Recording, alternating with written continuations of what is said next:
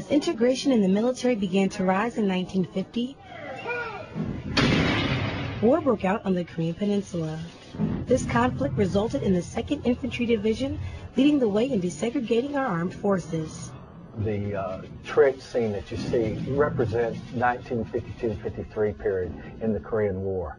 It shows the diversity of soldiers that were assigned to the division. And you see calling for fire, an African-American soldier. You see a Caucasian soldier. And then in front you see a Katyusha, a Korean augmentee to the United States Army.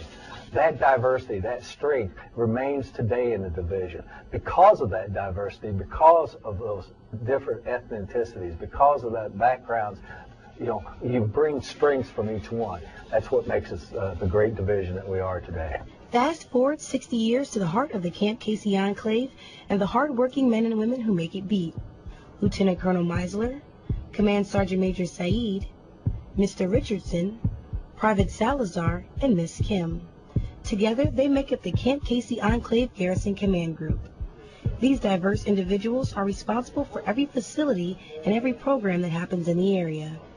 However, if it wasn't for the executive order passed by President Truman 60 years ago, these men and women would have probably never crossed paths. Lieutenant Colonel Donald Meisler says that to him, diversity plays a key role in the strength of the garrison and Area 1 soldiers. I think diversity just makes our military that much stronger than any other military in the world, because everybody's got different backgrounds and different skill sets. But I think diversity is what made our nation as strong as it is, and wouldn't life be awful boring if we're all the same. And there's never a dull moment for the Camp Casey Command Group. They are constantly on the road checking local barracks facilities and opening new services. But don't take my word for it. The benefits of diversity in the armed forces speak for itself.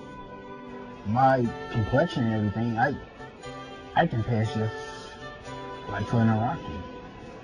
And matter of fact, I had an Iraqi soldier ask me once, "Are you American?"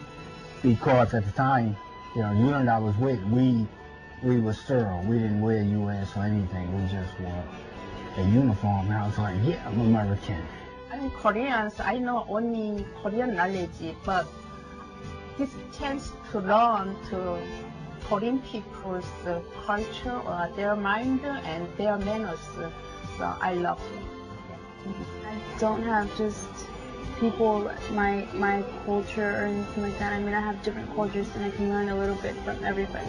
Nowhere but the military, I believe, that you can see such a broad culture and diversity. A lot has changed since integration began. The landscape of Camp Casey, and in fact the entire Army, has progressed into a multicultural military, unique in the world and stronger than ever. I'm Army Sergeant Dion Moses, Camp Casey, Korea.